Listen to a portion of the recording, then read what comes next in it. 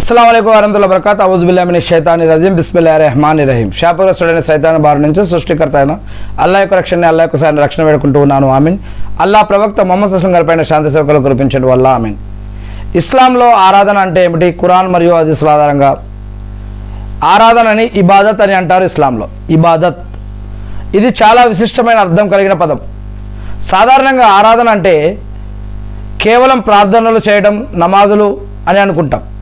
కానీ ఇస్లాంలో దీని అర్థం అల్లా పట్ల సంపూర్ణ విధేయత మరియు ప్రేమతో కూడిన దాస్యం. అల్లా అంటే అరబ్బీ పదంలో ఉంటుంది, అరబ్బీ భాష. తెలుగులో ఈ యొక్క అల్లా అనే పదాన్ని అర్థం దేవుడు, భగవంతుడు, ప్రభువు అని ఇలా అనేక అర్థాలు వస్తాయి.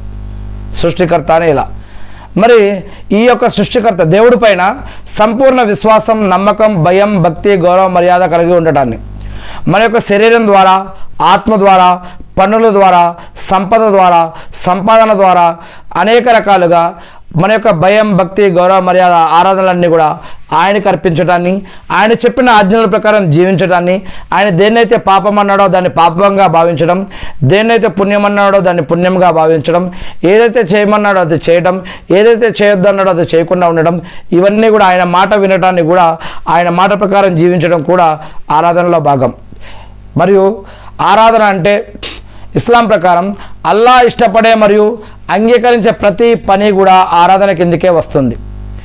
దేవుడు మనపైన ఏవైతే బాధ్యతలు పెట్టాడో, తండ్రిగా లేదా తల్లిగా లేదా బంధువుగా, స్నేహితుడిగా, గురువుగా, నాయకుడిగా, లేదా ఒక వృత్తి చేస్తే ఒక డాక్టర్గా, లేకపోతే ఒక లాయర్గా, లేదా ఒక జడ్జిగా, ఒక రక్షకుడిగా, ఏదైతే ఒక రాజుగా, ఒక భటుడిగా, ఎవరికి ఏ ఏ బాధ్యతలు, ఏ ఏ హక్కులు పెట్టాడో, తల్లిదండ్రులుగా, సంతానంగా, లేదా బంధుమిత్రులుగా, ఇరుగు పొరుగు వారిగా ఎవరిపైన ఏవైతే బాధ్యతలు పెట్టాడో ఆ బాధ్యతల్ని తెలుసుకోవటం, జ్ఞానాన్ని సంపాదించడం, వాటి ప్రకారం జీవించడం, వాటి ప్రకారం దేవుణ్ణి ఆరాధిస్తూ మరి వాటి ప్రకారం జీవించడం, ఇలాంటి అనేక విషయాలన్నీ కూడా ఆరాధనలో దాగి ఉన్నటువంటి విషయాలు. ఆరాధన చేయాలంటే ముందుగా జ్ఞానం అవసరం. మరి మన యొక్క హక్కులు ఏమిటి, బాధ్యతలు ఏమిటి, అవన్నీ తెలుసుకొని, పద్ధతులు ఏమిటో తెలుసుకొని వాటి ప్రకారం జీవించటం. మరి మనిషి అంతరంగంలో, మనసులో ఉన్న లేదా బాహ్యంగా చర్యల ద్వారా చేసినా సరే, ముఖ్యంగా ఏ పని చేసినా అది కేవలం దేవుని సంతోషం కోసం, నియత్ అనే ఉద్దేశంతో చేస్తేనే అది ఆరాధన అవుతుంది. ఆరాధనలో రెండు రకాలు ఉన్నాయి. మరి ఒకటి నిర్దిష్టమైనటువంటి ఆరాధన, రెండవది సాధారణ జీవితంలో ఆరాధన. ప్రతి ముస్లిం ఖచ్చితంగా ఆచరించాల్సిన విధులు ఏమిటి అంటే నమాజ్, రోజా, ఉపవాసం, జకాత్, దాన ధర్మాలు, హజ్. మరి నమాజ్ ప్రతిరోజు 5 నమాజులు, ప్రతి రంజాన్ నెల మొత్తం కూడా ఉపవాసాలు, స్తోమత ఉన్న ప్రతి ఒక్కరూ జకాత్ ఇవ్వడం, దాన ధర్మాలు చేయడం, హజ్ స్తోమత ఉన్న ప్రతి ఒక్కరూ హజ్ చేయడం, ఇవన్నీ కూడా ఒక రకమైనటువంటి ఆరాధనలు. ఇక ఇంకొక రకమైన ఆరాధనలు మనం రోజువారీ జీవితంలో చేసే మంచి పనులు కూడా ఆరాధనగా మారుతాయి.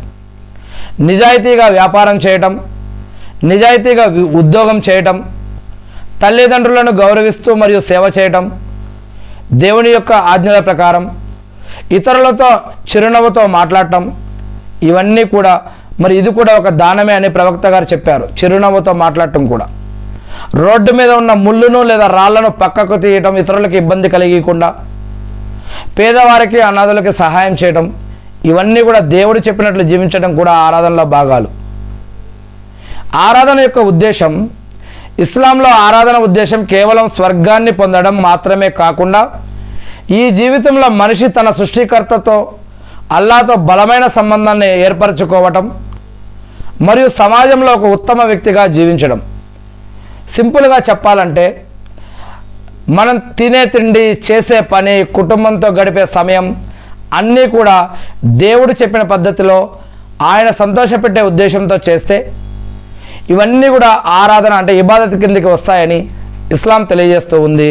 అల్లాహ్ సుబ్హానహు వ తఆలా మనకి కావాల్సిన ఉపాధిని, బర్కత్ని, రక్షణని, సహాయాన్ని ప్రసాదించమని, మనందరికీ ఇహపరలోకాల్లో సహాయం చేయమని నేను మనందరి తరపున కూడా ప్రార్థిస్తూ ఉన్నాను. ఆమీన్.